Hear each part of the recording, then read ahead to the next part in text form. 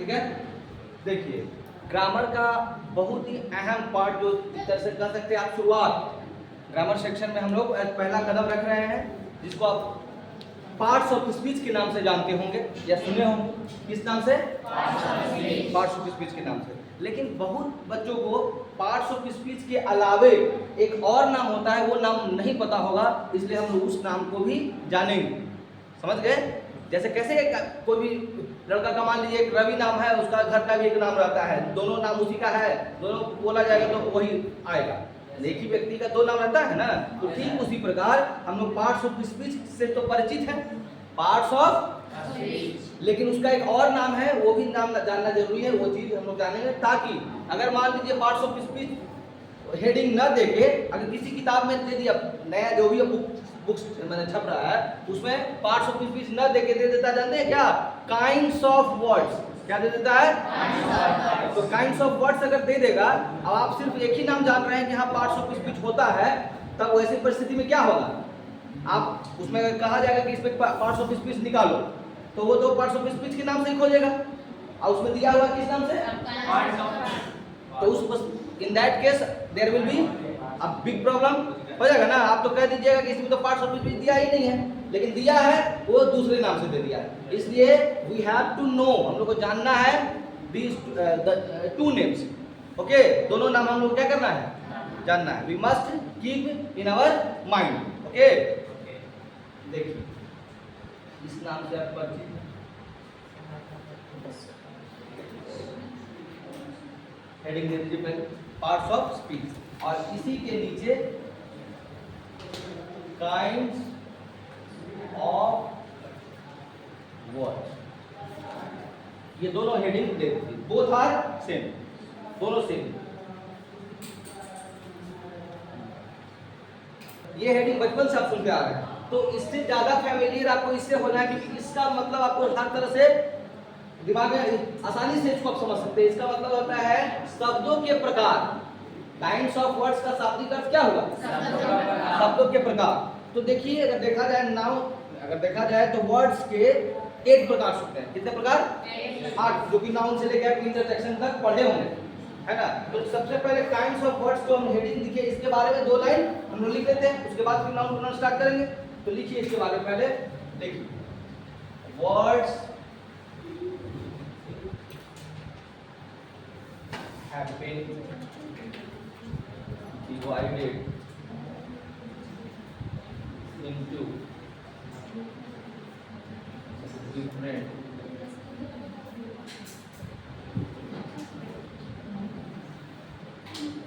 classes या kinds भी कर सकते हैं, अकॉर्डिंग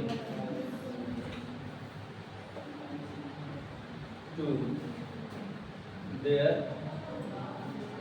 यूज। यही लिखना है।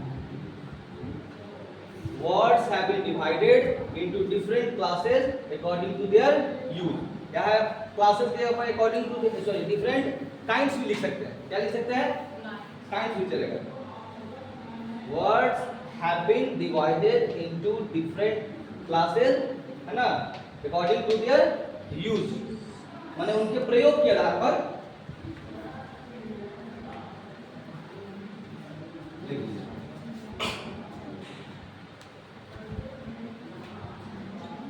ठीक है, have you written?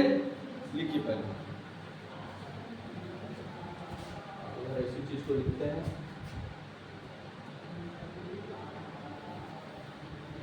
Words are of 8 kinds. इसको लिखिए, उस लाइन के जस्ट नीचे ये लाइन लिखिए, वर्ड्स आर ऑफ 8 काइंड्स। का क्या मतलब समझे?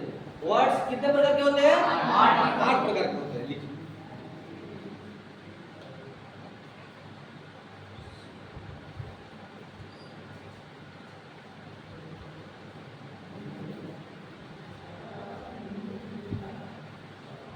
अब एक एक करके हम लोग जो 8 है उसको हम देखेंगे, है ना। पहले तो एक जगह दिखा देंगे, उसके बाद फिर 1 बाय 1 क्या करेंगे? रीड करेंगे। ठीक है, तो वर्ड्स आर ऑफ 8 काइंड्स। लिखिए, पहला नाउन, प्रोनाउन। दूसरा एडजेक्टिव, चौथा वर्ब, पांचवा एडवर्ब। ये विजिबल है ना सबके? विजिबल। और इधर फिर लिख दे रहे हैं 6 प्रेपोजिशन,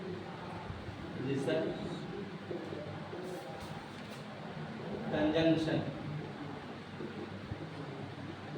है ना? और द लास्ट वन इज हाँ इंटरजेक्शन।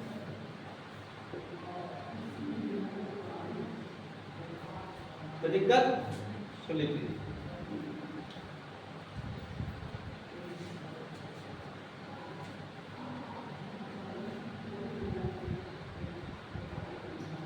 उसके बाद में बताते हैं।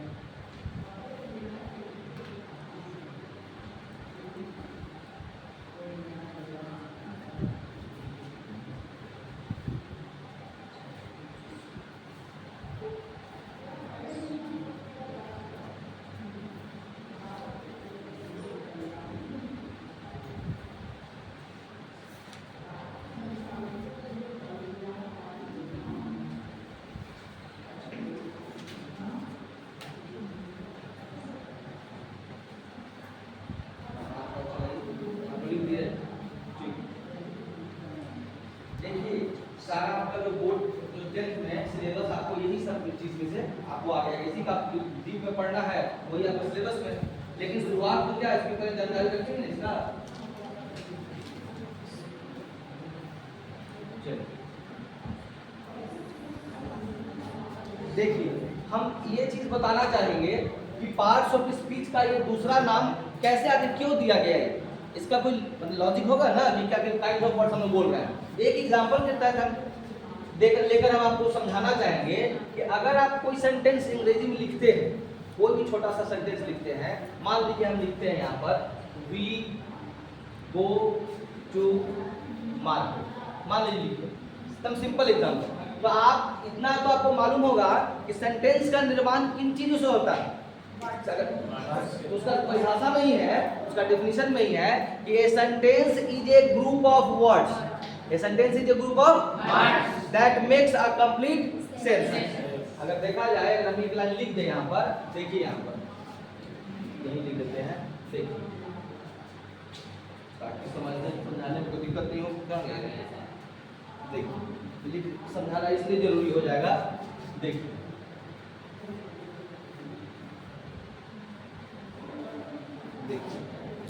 क्या लिख रहे हैं समझाना, a sentence is a group of word की वर्ड्स। देखिए गौर कीजिए, शब्दों का समूह होता है तो वर्ड में एस लगेगा ना। हाँ, अब उसके बाद देखिए that makes a complete sense. बस अब इसी चीज से उसको देखिए हम कैसे जोड़ रहे हैं, कंप्लीट सेंस। आपको यहाँ आइडिया मिल गया। कोई भी सेंटेंस होगा जनरली तो आमतौर पर जनरली आपको क्या चीज मिलेगा, शब्दों का समूह मिलेगा। तो आप यहाँ देखिए एक छोटा सा हम जो सेंटेंस लिखे हैं, वी गो टू मार्केट में, ये फर्स्ट सेकंड थर्ड ये फोर्थ, मतलब 4 शब्द बार बार उधर दे। व्हाट हैपेंड यहाँ सामने आपको, you have to look here, we go to market में कितने शब्दों से इसका ये बन हुआ है, 4 शब्दों से। आप बताइए कि ये वी गो टू मार्केट में वी क्या है, वी प्रोनाउन, गो क्या है वर्ब, टू क्या है प्रीपोजिशन, मार्केट क्या है नाउन। तो आप ये बताइए कि जो नीचे अब ये चारों वर्ड जानने से पहले आपको इतना तो मालूम था डेफिनेशन से इसको लिंक करिए। इससे लिंक करना है, जो डेफिनेशन सेंटेंस का दिए उससे इसको लिंक करके देखिए। इस सेंटेंस का डेफिनेशन में ही कह रहा है कि सेंटेंस जो होता है शब्दों का क्या होता है, समूह होता है। तो आप तो इतना क्लियर है, नाउन प्रोनाउन में नहीं अभी जान रहे हैं, लेकिन इतना तो पता है कि वी गो टू मार्केट में चारों वर्ड चारों जो है दिख रहा है क्या है, वर्ड है। 4 वर्ड्स के मिलने से सेंटेंस का निर्माण हुआ है। तो अब ये अलग अलग, अब ये जो फर्स्ट वर्ड आपको दिख रहा है इसको नाम क्या दिया गया है, प्रोनाउन का। इसको क्या नाम दिया गया, वर्ब का। इसका मैंने यूज किया था पर, और इसको क्या है प्रीपोजिशन, और ये मार्केट नाउन। तो आप बताइए कि नाउन, प्रोनाउन, वर्ब और प्रीपोजिशन ये चारों वर्ड कहाँ आप पढ़ा करते थे? पार्ट्स ऑफ स्पीच में। तो आपको समझ में आ रहा है कि ये पार्ट्स ऑफ स्पीच को ही काइंड्स ऑफ वर्ड्स क्यों कहा गया?